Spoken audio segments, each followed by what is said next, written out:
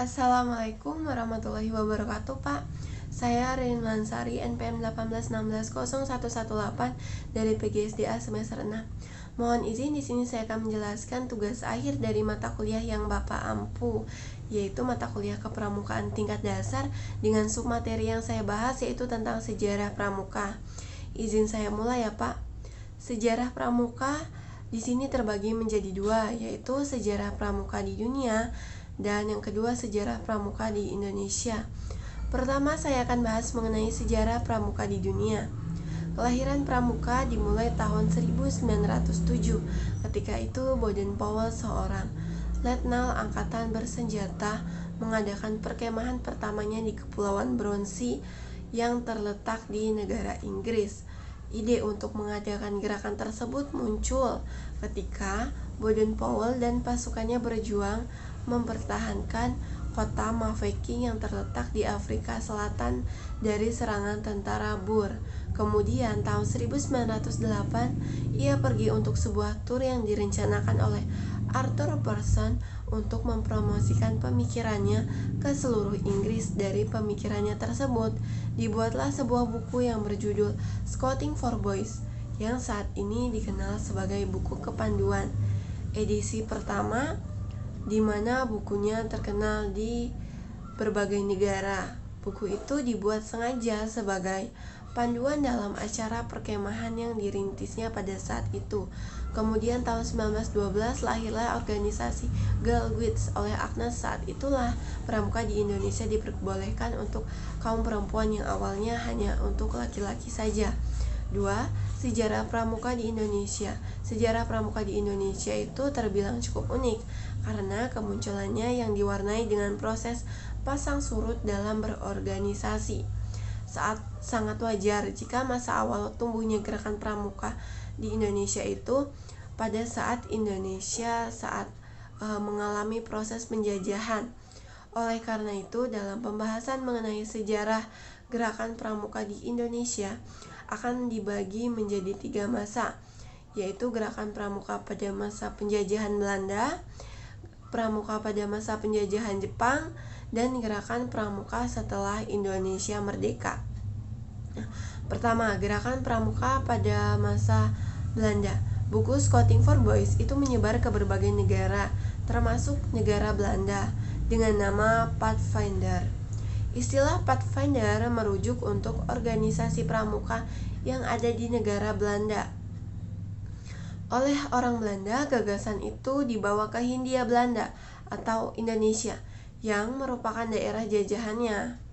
Nah, gerakan pramuka di Indonesia itu diawali dengan munculnya cabang dari Netherlands Pathfinder Organisasi atau disingkat NPO tahun 1912, kemudian diganti nama tahun 1916 menjadi Netherlands Indische Pathfinders Vereniging atau disingkat NIVP, yaitu Persatuan Pandu-Pandu Hindia Belanda. Organisasi kepanduan ini ternyata mendapat perhatian dari para pemimpin gerakan kemerdekaan. Mereka melihat bahwa pendidikan dan pelatihan yang dikenal dalam gerakan kepanduan dapat digunakan untuk membentuk karakter manusia di Indonesia. Para tokoh tersebut sepakat nih untuk mendirikan organisasi serupa. Nah, mulailah bermunculan organisasi-organisasi kepanduan yang diprakarsai oleh tokoh-tokoh pergerakan seperti SIAP atau disingkat dari Serikat atau singkatannya dari Sarekat Islam Afdeling Pathfinders. Lalu ada JPO, Javanese Pathfinders Organisasi, atau ada juga Jong Java Pathfinders. Ternyata penggunaan istilah Pathfinder yang digunakan kelompok-kelompok tersebut itu mendapat larangan dari Belanda. Namun para tokoh nasional Indonesia itu gak kehabisan akal. Nah, oleh Kiai Haji Agus Salim digantilah istilah Pathfinder itu diganti dengan nama Pandu atau kepanduan. Kemudian gerakan pramuka pada masa Jepang. Pada masa Jepang, gerakan ini dibubarkan karena Jepang merasa tidak menginginkan adanya sebuah organisasi yang dibuat tanpa ikut campur tangan Jepang, dan juga karena para pandu ikut terjun bahu-membahu memperjuangkan kemerdekaan Indonesia. Namun idealisme dan semangat tetap menjiwai para pemuda Pandu pada saat itu. Pada masa Perang Dunia II, bala tentara Jepang mengadakan penyerangan dan Belanda meninggalkan Indonesia. Partai dan organisasi rakyat Indonesia termasuk gerakan kepanduan dilarang berdiri.